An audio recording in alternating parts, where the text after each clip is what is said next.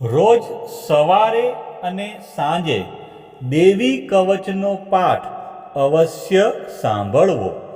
દેવી કવચ સાંભળતા પહેલાં કોમેન્ટમાં તમારી કુળદેવીનું નામ જરૂરથી લખવું. હવે આપણે દેવી કવચનો પાઠ શરૂ કરીશું. ઓમ ચંડિકા દેવીને નમસ્કાર.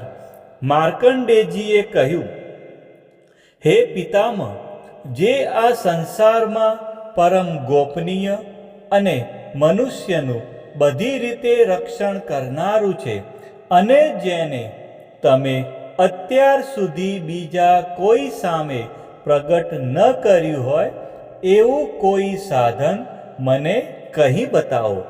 બ્રહ્માજી બોલ્યા, હે બ્રાહ્મણ, એવું સાધન તો એકમાત્ર દેવીનું કવચ જ છે, જે ગોપનીય કરતાં પણ પરમ ગોપનીય, પવિત્ર તથા બધા પ્રાણીઓ ઉપર ઉપકાર કરનારું છે.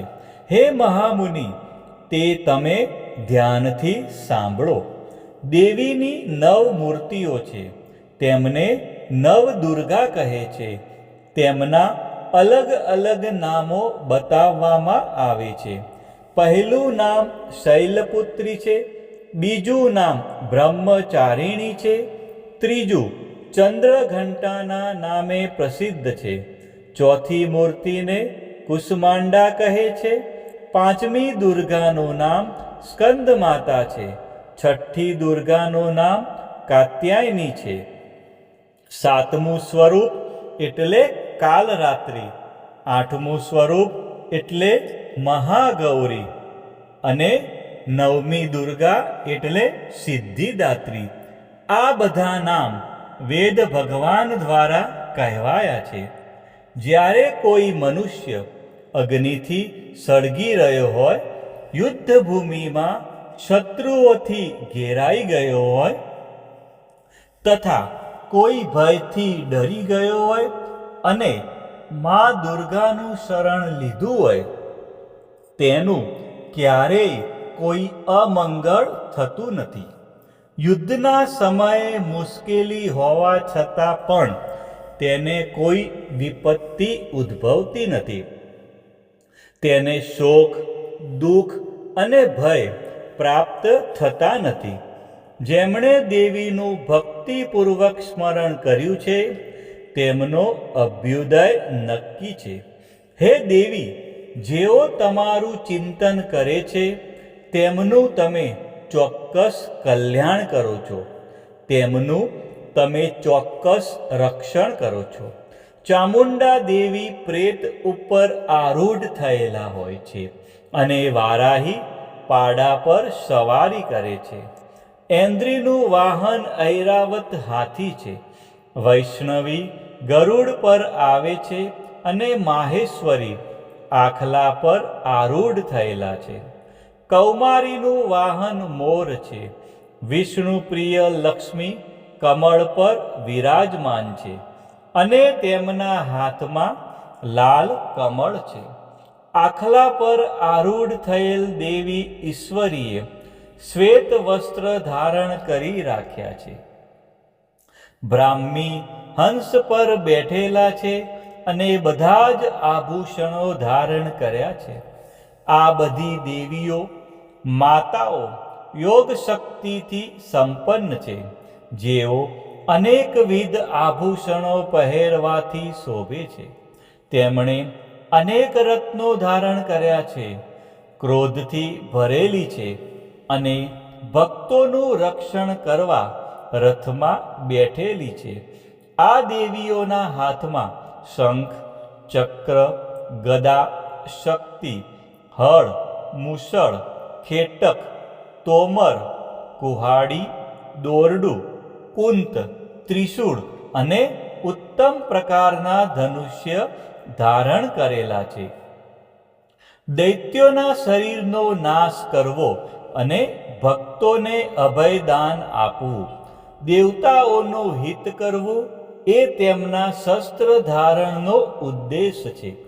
મહારૌદ્ર રૂપ, અત્યંત ઘોર પરાક્રમી, મહાબલી અને મહા ઉત્સાહયુક્ત હે દેવી, તમે મહાન ભયનો નાશ કરનારા છો.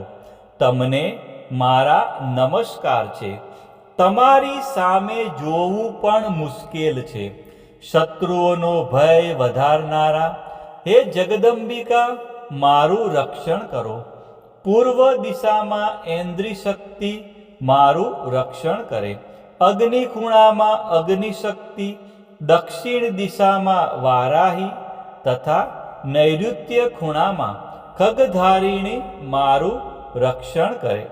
પશ્ચિમ દિશામાં વારુણી અને વાયવ્ય ખૂણામાં હરણ પર સવારી કરનારા દેવી મારું રક્ષણ કરે.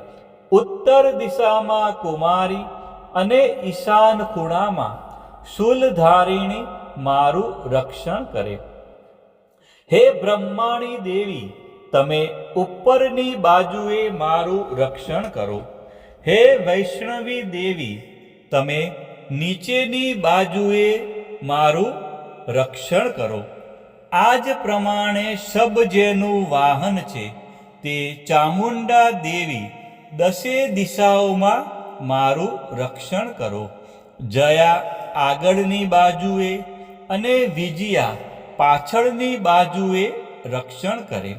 ડાબા ભાગે અજિતા દેવી, જમણા ભાગે અપરાજિતા દેવી મારું રક્ષણ કરે. ઉદ્યોતિની શિખાનું રક્ષણ કરે અને ઉમા દેવી મારા મસ્તક પર વિરાજિત થઈને મારું રક્ષણ કરે. માલાધરી દેવી મારા કપાળનું અને યશસ્વિની મારી ભમરોનું રક્ષણ કરે. ત્રિનેત્રા ભમરોના મધ્ય ભાગનું અને યમઘંટા દેવી નાસિકાઓનું રક્ષણ કરે. શંખિની દેવી બંને આંખોના મધ્ય ભાગનું રક્ષણ કરે અને દ્વારવાસીની કાનોનું રક્ષણ કરે. કાલિકા દેવી ગાલોનું તથા સાંકરી દેવી કાનોના મૂળ ભાગોની રક્ષા કરે. સુગંધા દેવી નાસિકાઓની અને ચર્ચિકા દેવી ઉપરના હોઠનું રક્ષણ કરે. અમૃતકલા નીચેના હોઠનું અને સરસ્વતી જીભનું રક્ષણ કરે. કૌમારી દેવી મારા દાંતોનું અને ચંડિકા દેવી કંઠ ભાગોનું રક્ષણ કરે. ચિત્રઘંટા દેવી ગળાની ઘંટિકાનું અને મહામાયા દેવી તાળવાનું રક્ષણ કરે.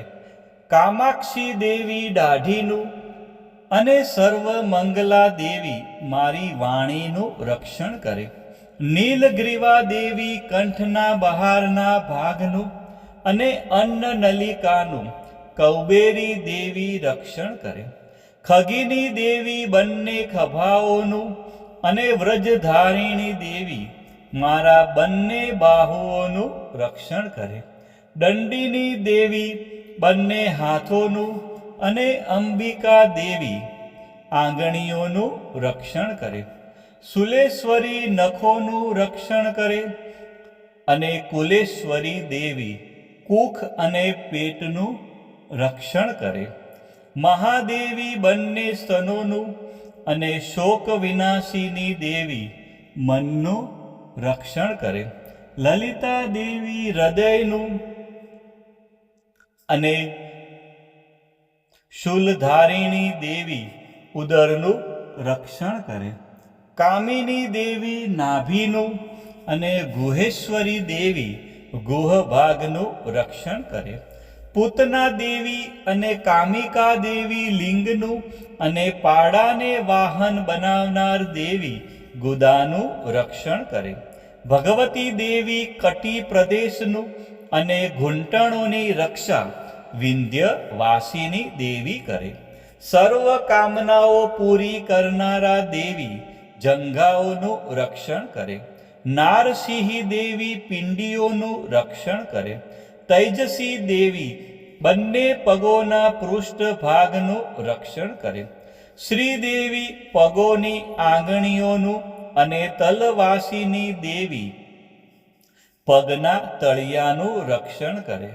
પોતાની વિકરાળ દાઢોથી ભયંકર દેખાતા કરાલી દેવી નખોનું અને ઉદ્ધવ કેશીની દેવી વાળનું રક્ષણ કરે. કૌબેરી દેવી રૂંવાટીના છિદ્રોનું અને વાઘેશ્વરી ત્વચાનું રક્ષણ કરે. પાર્વતી દેવી રક્ત, મજ્જા, વસા, માંસ, હાડકાં અને મેદનું રક્ષણ કરે.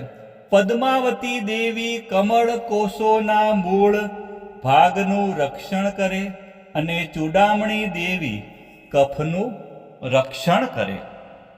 જ્વાળામુખી નખોના તેજનું અને અભેગા સમસ્ત સાંધાઓનું રક્ષણ કરે. હે બ્રહ્માણી દેવી, તમે મારા વીર્યનું રક્ષણ કરો. હે છત્રેશ્વરી દેવી, મારી છાયાનું રક્ષણ કરો. હે ધર્મધારિણી દેવી, મારા અહંકાર, મન અને બુદ્ધિનું તેમજ હે વ્રજ ધારણ કરનારા દેવી, મારા પ્રાણ, અપાન, વ્યાન, ઉદાન અને સમાનનું રક્ષણ કરો. કલ્યાણથી શોભતા હે દેવી, મારા પ્રાણનું રક્ષણ કરો. યોગીની દેવી રસ, રૂપ, ગંધ, શબ્દ અને સ્પર્શનું અને હે નારાયણી દેવી, તમે મારા સત્વ, રજ અને તમો ગુણનું રક્ષણ કરો. વારાહી દેવી આયુષ્યનું રક્ષણ કરે અને વૈષ્ણવી દેવી ધર્મનું રક્ષણ કરે. તથા ચક્ર ધારણ કરનારા દેવી યશ અને કીર્તિ, લક્ષ્મી અને ધનનું તેમજ વિદ્યાનું રક્ષણ કરો. હે ઇન્દ્રાણી, તમે ગોત્રનું રક્ષણ કરો. હે ભૈરવી, તમે મારી પત્નીનું રક્ષણ કરો. હે ચંડિકા દેવી, મારા પશુઓનું રક્ષણ કરો. હે મહાલક્ષ્મી દેવી, પુત્રોનું, સંતાનોનું રક્ષણ કરો. હે સુપથા દેવી, મારા પથનું અને ક્ષેમકરી દેવી, મારા માર્ગનું રક્ષણ કરો. હે મહાલક્ષ્મી દેવી, રાજદ્વારી કાર્યોમાં મારું રક્ષણ કરો. તથા સર્વ બાજુએ રહેલા વિજયા દેવી, ચારે બાજુ રહીને રક્ષણ કરો. હે દેવી, જે સ્થાન દેવી કવચમાં કહેવાયું નથી અને તેથી રક્ષણ વિનાનું છે, તે બધા સ્થાનો તમારા વડે સુરક્ષિત થાય, કારણ કે તમે વિજયશાલિની અને પાપનાશીની છો. મનુષ્ય પોતાના શરીરનું ભલું ઈચ્છતો હોય તો તેણે દેવી કવચનો પાઠ કર્યા વિના એક ડગલું પણ ભરવું નહીં. દેવી કવચનો પાઠ કરીને જ યાત્રા કરવી. દેવી કવચના પાઠથી બધી બાજુથી સુરક્ષિત થયેલો મનુષ્ય જ્યાં જ્યાં જાય છે ત્યાં ત્યાં તેને ધન લાભ થાય છે તથા સઘળી કામનાઓ પર વિજય પ્રાપ્ત થાય છે. તે જે અભિષ્ટ વસ્તુનું ચિંતન કરે છે તેને તે અચૂકપણે પ્રાપ્ત કરી લે છે. તે મનુષ્ય આ પૃથ્વી ઉપર અતુલ ઐશ્વર્ય પામે છે. દેવી કવચથી રક્ષાયેલો મનુષ્ય નિર્ભય થઈ જાય છે. યુદ્ધમાં તેમનો પરાજય થતો નથી તથા તે ત્રણેય લોકમાં પૂજનીય બને છે. આ દેવી કવચ દેવતાઓને પણ દુર્લભ છે. જે આ દેવી કવચનો દરરોજ 3 સંધ્યાએ શ્રદ્ધાપૂર્વક પાઠ કરે છે તેની દૈવી કલા પ્રાપ્ત થાય છે તથા તે ત્રણેય લોકમાં પરાજિત થતો નથી. એટલું જ નહીં, તે અપમૃત્યુથી રહિત થઈને 100 કરતાં પણ વધુ વર્ષ જીવે છે. દેવી કવચ ધારણ કરનારા મનુષ્યની રાજા તરફથી સન્માન અને વૃદ્ધિ થાય છે. આ દેવી કવચ મનુષ્યના તેજની વૃદ્ધિ કરનારું અને ઉત્તમ છે. આ દેવી કવચનો પાઠ કરનારો મનુષ્ય પોતાની કીર્તિથી શોભા પામીને પૃથ્વી ઉપર પોતાના સુયશ સાથે સાથે વૃદ્ધિ પામે છે. જે પહેલાં દેવી કવચ કરીને સપ્તસતી ચંડી પાઠ કરે છે, તેની જ્યાં સુધી વન પર્વત હોય ત્યાં સુધી તે આનંદથી યુક્ત આ પૃથ્વી ઉપર રહે છે. તેના પુત્રો પૌત્રો સંતાન પરંપરા બનેલી રહે છે. પછી દેહાંત થતાં તે મનુષ્ય મહામાયાની કૃપાથી નિત્ય પરમપદને પામે છે, જે દેવતાઓને પણ દુર્લભ છે. તે સુંદર દિવ્ય રૂપ ધારણ કરે છે અને કલ્યાણ શિવની સાથે આનંદનો ભાગી બને છે. બોલો શ્રી અંબે માત કી જય, ચામુંડા માત કી જય, ખોડિયાર માત કી જય, ઉમિયા માત કી જય, મહાકાળી માત કી જય, બહુચર માત કી જય, 64 જોગણી માત કી જય, વારાહી માત કી જય. આ પ્રમાણે રોજે રોજ સવારે, બપોરે અને સાંજે દેવી કવચનો પાઠ કરવો અથવા સાંભળવો.